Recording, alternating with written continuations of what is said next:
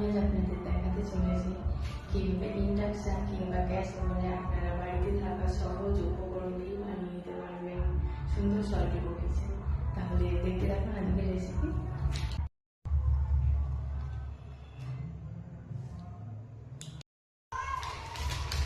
তো এরপর নিয়ে নিচ্ছি 180 গ্রাম বাটার।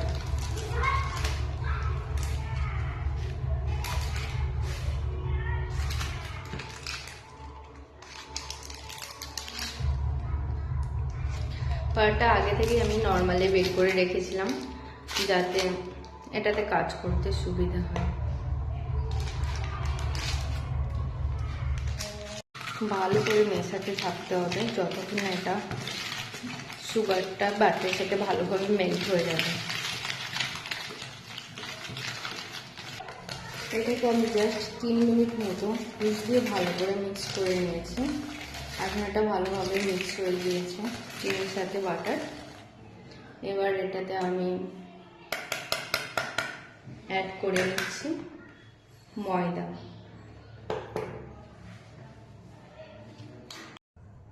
এটা আমি দিয়ে দিচ্ছি 250 গ্রাম ময়দা।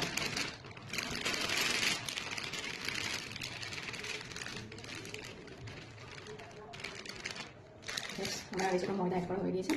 কিন্তু আমি কোনো baking powder, baking soda, egg কোনো কিছু অ্যাড করছি না।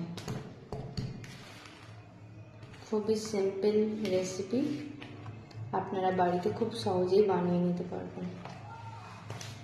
এখানে আমি অ্যাড করে নিচ্ছি ময়দার সাথে 1 পিঞ্চ সল্ট আর 5 গ্রাম মতো জিরে, যেটা আমি আগে শুকনো ফ্রাই প্যানে ভালো করে ফ্রাই করে রেখেছিলাম, ওটাই ঢেলে দিচ্ছি।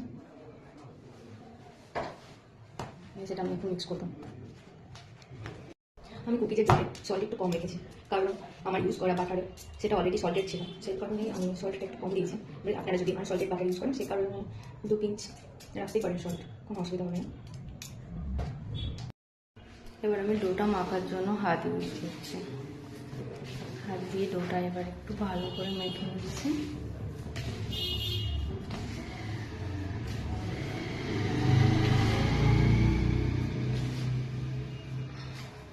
আমার এখানে জায়গাটা খুবই ছোট, আপনারা দেখতে পাচ্ছেন কাজ করার জায়গাটা, সে কারণে আমি অল্প অল্প করে ডোটা নিয়ে এখানে বেলে নেব।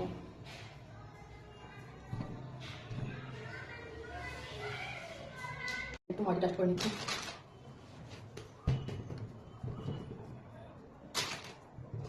আমার কাছে রোলার পিনটা খুবই ছোট।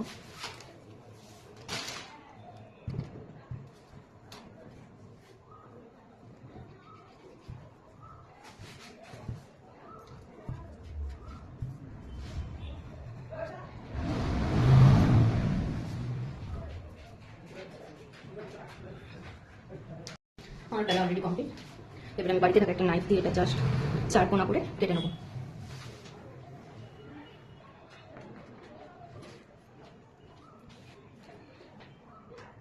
আপনারা এটা একবার বাড়িতে ট্রাই করে দেখতেই পারেন, আর যদি ট্রাই করে দেখেন অবশ্যই আমাকে জানাবেন কেমন হয়েছে।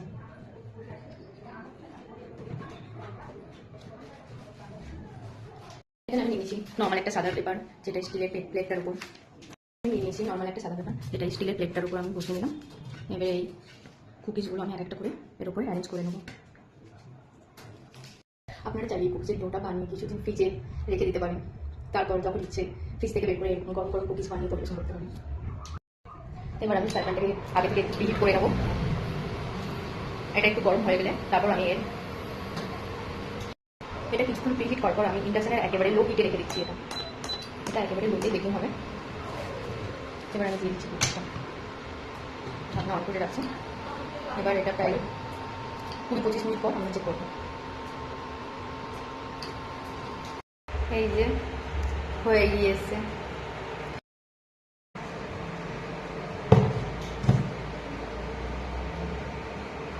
ওটা দেখতে পারেন কালারটাও সুন্দর এসছে।